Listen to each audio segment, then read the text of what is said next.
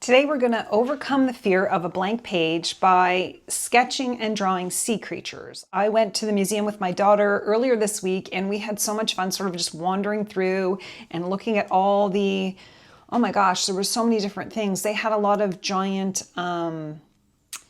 sculptures on the ceiling and lots of sort of ocean inspiration, including a blue lobster that we saw. One of the biggest themes at this particular museum is marine life, and it has, shark teeth, whale skeleton, there was dolphin skeleton, just because if you live by the ocean, a lot of times there will be animals that wash ashore. When I went to university, I helped with cleaning of a mastodon tusk, a leatherback turtle as well. My degree is actually in science and not art, so I kind of find this stuff really interesting, and so I'm super excited to be drawing it with you today. I have 3 separate books out that I've been using as inspiration in my art journals. This one is called A World of Artist Journal Pages. This one is my newest one called Book of Contemporary Illustration. And then I have this book called Big Fish, which I'm going to page through. But it's interesting when you're trying to find a fish theme or an ocean theme. This was the only illustration I could find in this book called Contemporary Illustration of an octopus. And he's super cute. I really like him, but this isn't particularly my style. I'm sorry, the sun's setting, if you could see the shadow there for this picture. So that is one book. This book called The Artist Journal Pages, like A World of Artist Journal Pages, has quite a few. It even has one on the cover, if you could see that. But sometimes it's nice to go through books that you have to find inspiration, especially when it comes to sketching and journaling. This one here, that's the artist. I really like her little fish. It's super cute. There were quite a few here, so I marked them. Where was this one? This one here I really liked as well. I'm just going to page through them so you could get some ideas. We are going to be sketching an octopus today and maybe a shark. This is my absolutely favorite art journal page in this entire book. I love the colors. I love the fish. I love the face. The artist's name is Natasha White from New Zealand. She's a featured artist in this book. And this is my all-time favorite drawing in this whole book. I love it so much. And then there was, I loved these colors in this book. There was a couple of fish here. As soon as I saw these colors, I knew that there was going to be a fish on this page. And this one is it Haley Carla of North Carolina, Asheville, North Carolina. Love her use of colors and just another example of fun fish in an art journal page. Now we are going to jump in and look at the actual inspiration. Sometimes I like to get a coffee table book or a book that I will be inspired to draw. Let's page through this book called Big Fish. This book is by artist Richard Ellis, and what I loved about it were the colors and the way that he drew these beautiful large fish. I really enjoyed the composition as well. As soon as I saw this book in the thrift store, I knew I had to have it. I think the colors that he uses and the way he just draws one fish and has all this gorgeous color behind it, I just had to have it for my collection of books. Additionally, there's a lot of great information about fish, their sizes, stories about fish, and just, if you're looking for a mix of scientific along with stories about fish, I highly recommend this book. It's probably going to take me a while to get through it, and he covers all kinds of fish, whales and sharks. He doesn't cover the octopus, but that's fine. We're still going to carry on with our drawing, but we will probably jump into fish again. This is just the first of a series, and I am so glad I found this book for inspiration. I have all my art supplies out, including these Woody Stabilo crayons, or whatever you want to call them. Some people say they're made for kids, but this is a sketchbook. Really doesn't matter what art supplies you use, but I'm just going to show you the ones that I have on hand. These are my Neocolor crayons. They were gifted to me by one of my really good friends who knows how much I love to draw, and she knew how much I wanted these. Super wonderful to have this collection. I have the Neocolor ones, which are not soluble, and the Neocolor twos, which are. These are the Faber-Castell gelatos. I just did a video on them the other day. I'll leave a link in the description, so if you're interested in learning more about the gelatos and how they work. They're kind of like crayons, kind of like paint, and there's all sorts of great tips in the comments from people on how they use these. So I'm going to be playing with them today as well. And the final, besides a colored pencil to draw with, I have these Kuratake watercolors.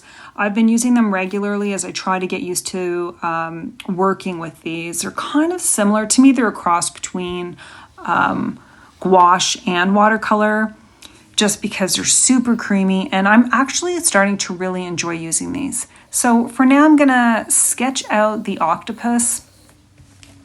You really don't need to be neat and tidy about it.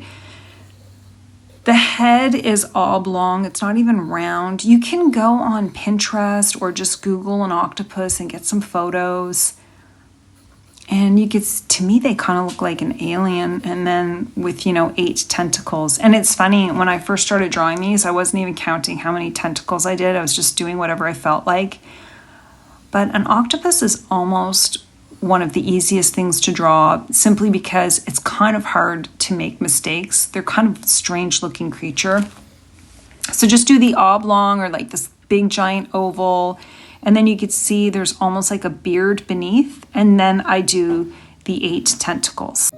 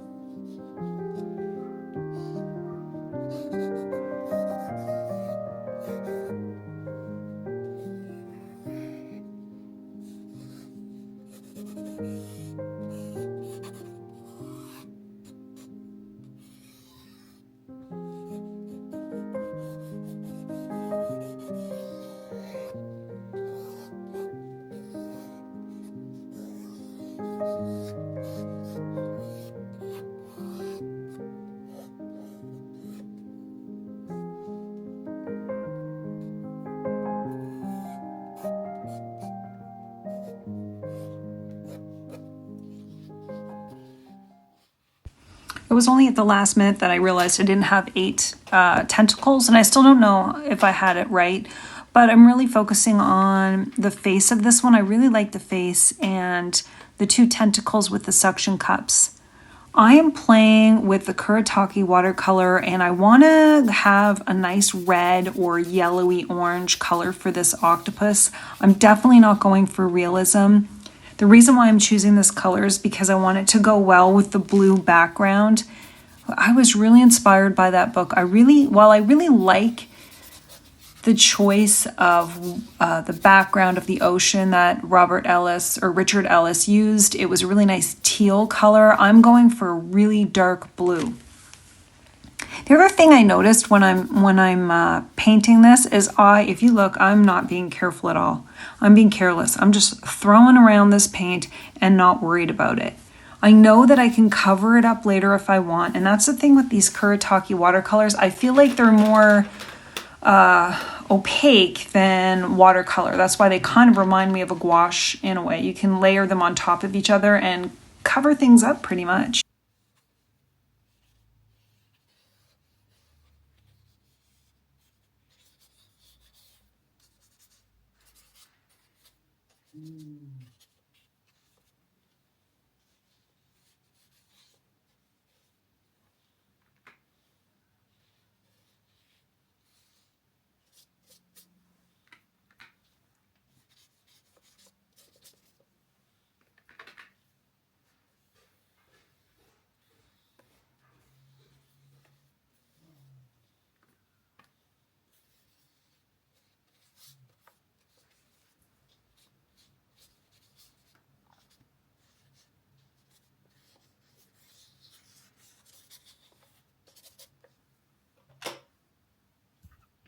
Well, my camera cut out on me, but I wanted to show you what I used to finish this off. I added yellow paint on top of it, so the yellow Kuratake, but then I got out my Neocolors and my Stabilo crayons, and you could see the mark making that I did with that, with the blue and the red.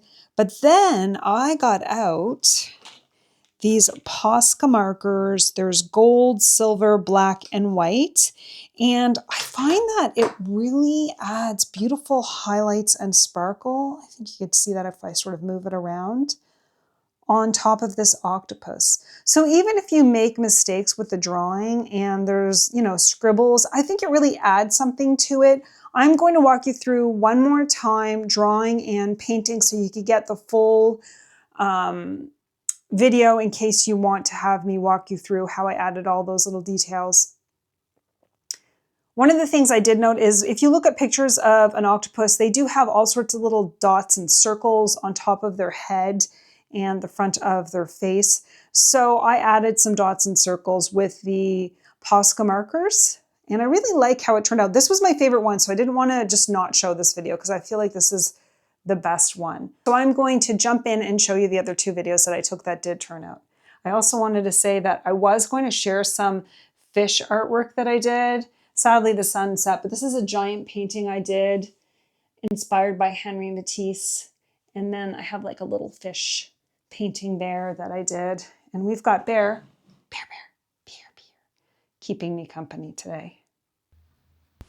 For the second drawing, I'm using my Stabilo Woody color pencil. So if you're wondering how they work, you can watch it in action. I'm just drawing a circle and then sort of mapping in where the eyes go. And then you can see me sort of playing around with the tentacles.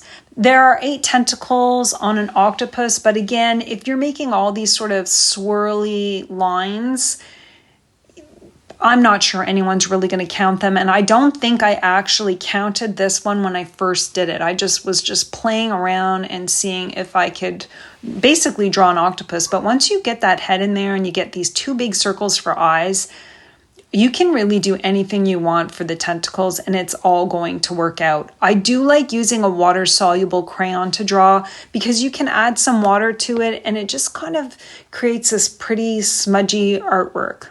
And so I also want to remind everyone that when you're drawing or painting, there's always an ugly face. I'm deep in the ugly face here. But if you remain confident while you're drawing and know that, you know what, you're not aiming for perfection, it's just for fun, it's all going to work out. And if it doesn't matter because it's just a piece of paper with some scribbles on it. You could see me here being like, oh, I got to count 8 tentacles. And so I try counting them. And then after a while, I'm just like, you know what? I'm having fun. And if I don't have 8, who cares? It's just art and it's for me, for no one else. I'm not selling it. It's just for fun.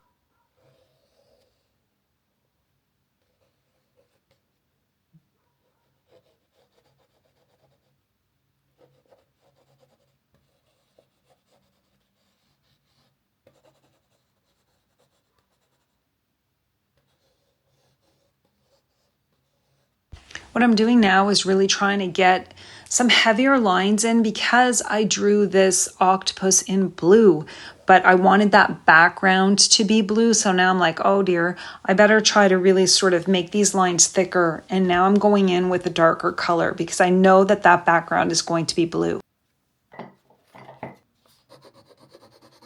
I switched to the Neocolor crayons to color in the background because the Stabilo Woody pencils or crayons are not as water soluble as the Neocolor crayons. I love the water solubility of these Neocolor crayons. You just add water and it turns into paint.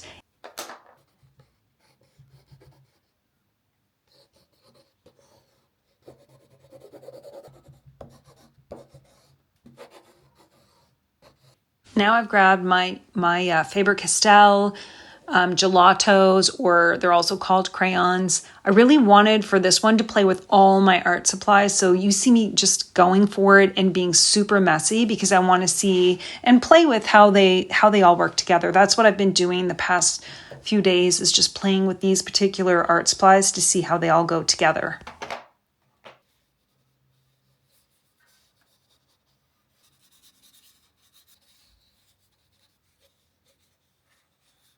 I really think that if you get the eye right on the octopus, everything else can be wrong. So draw an eye like you would draw a person's eye and just map it in, add some acrylic paint or Posca marker in the whites of the eye and make it pop. The other thing I like to do around that eye is then make sure there's a big circle around the eye and then drawing little small circles on the head. You'll see at the end, I'm going to show you, and it really kind of makes it look cute and unique and brings it sort of to life. So even if you get everything wrong, get that eye in there like a person's eye and add some circles and you're all set.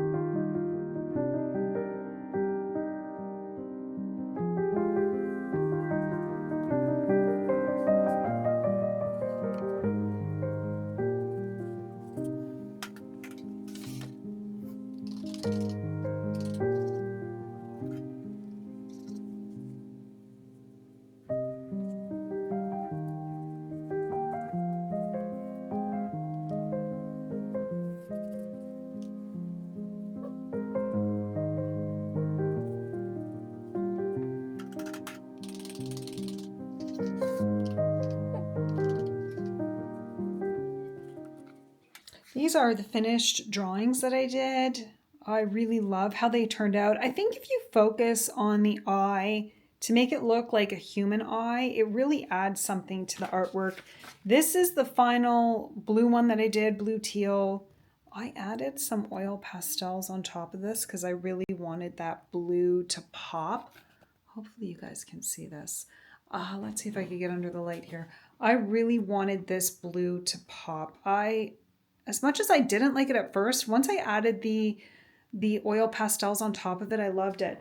I think my all-time favorite, though, is the pink one. I'd love to hear from you how this activity went for you, and if you have any questions, let me know. Stay tuned for more fish because this is just the beginning of a series. I hope you all have a wonderful evening and happy sketching.